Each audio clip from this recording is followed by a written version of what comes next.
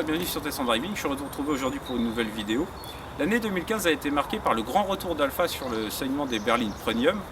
Et pour cela, elle a présenté sa Giulia qui a jeté le pavé dans la mare parmi les meilleurs de la catégorie, à savoir les Mercedes, BMW et Audi. Comme si cela ne suffisait pas, en 2016, la marque a décidé de se lancer sur le marché du SUV avec le Stelvio. Et c'est la voiture que j'ai le plaisir de vous présenter aujourd'hui.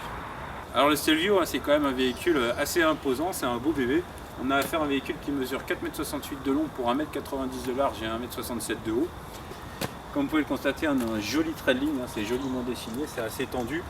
On a des grandes arches de roues avec des protections plastiques. Alors ici on a affaire à des roues de 19 pouces qui est une option. Et puis ce Stelvio il conserve évidemment toute l'ADN d'Alfa Romeo avec entre autres cette grande calandre, c'est spécifique à toutes les Alfa. Et puis surtout on a cette signature lumineuse à LED qui est franchement magnifique avec les optiques halogènes. On a des larges prises d'air sur l'avant et on a surtout ce spoiler avec ces petites pointes là, avec ces petites cornes un petit peu de diable, c'est plutôt sympa.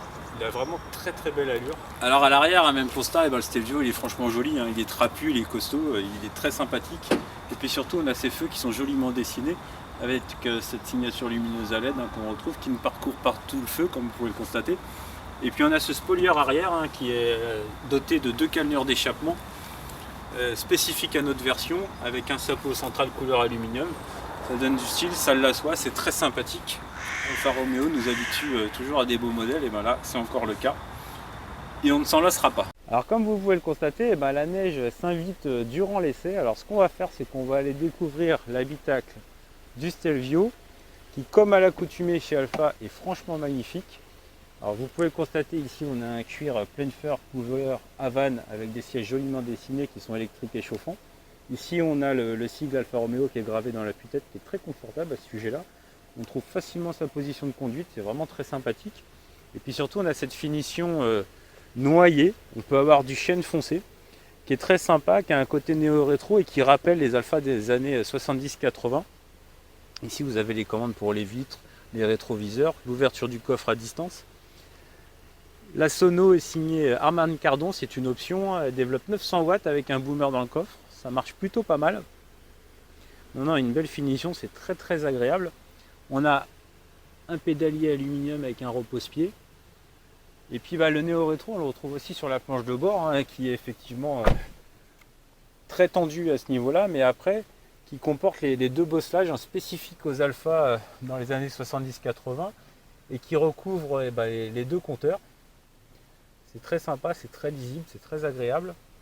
Et puis on a un côté un peu plus moderne avec ces palettes en aluminium, là, comme vous pouvez le voir, qui permettent de passer les vitesses.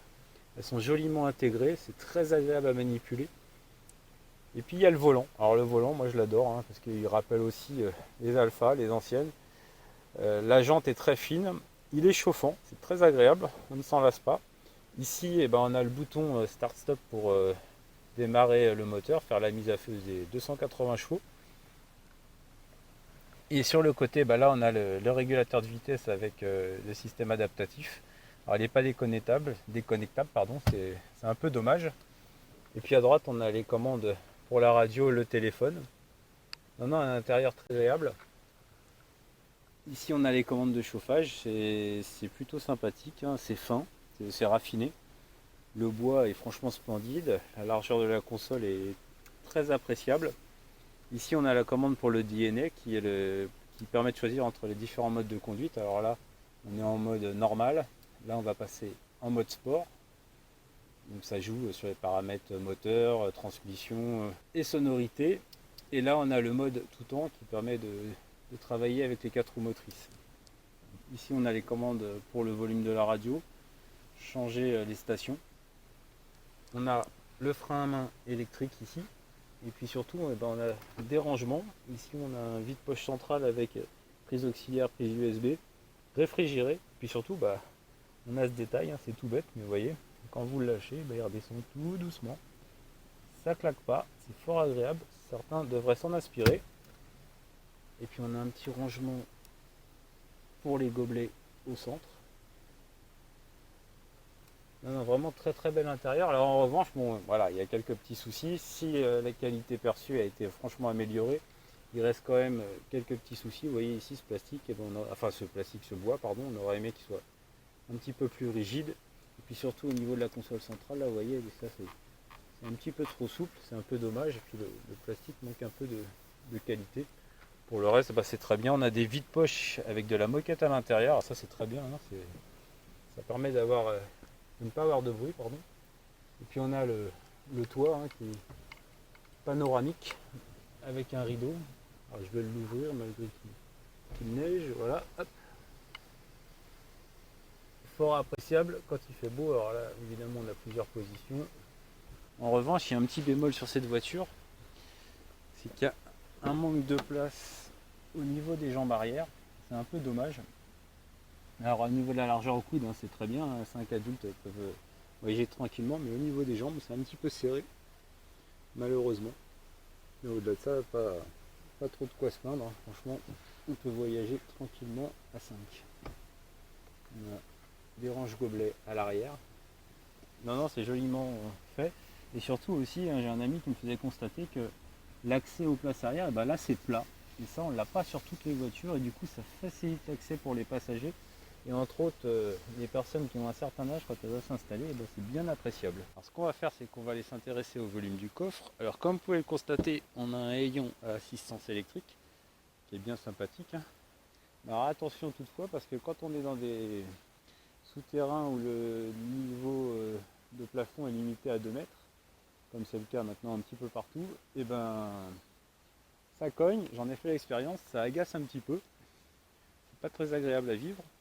Alors le volume du coffre, hein, comme vous pouvez le voir, on dispose sur cette version avec l'option roue de secours de 500 litres, sans la roue avec le kit réparation on est à 525 litres. On a un petit bac de rangement ici, le subwoofer de la Sonoa Mancardon ici, une prise de courant de 12 volts, et surtout on peut manipuler les sièges de l'arrière. On peut baisser en 3 parties. Alors là on a un petit loquet, on pousse, voilà. Et une fois les banquettes rabattues, et ben on a un volume de coffre de 1600 litres, c'est pas mal. On a un plancher presque plat, c'est bien agréable. On a une autre subtilité aussi que j'ai trouvé pas mal, c'est que quand on remonte les banquettes, voilà, et ben on peut les manipuler depuis l'habitacle à l'avant. On a une petite poignée et ça les déverrouille. Donc voilà. Non, très bon point sur ce plan du volume de chargement. Alors évidemment c'est pas le meilleur de la catégorie, mais c'est pas mal du tout.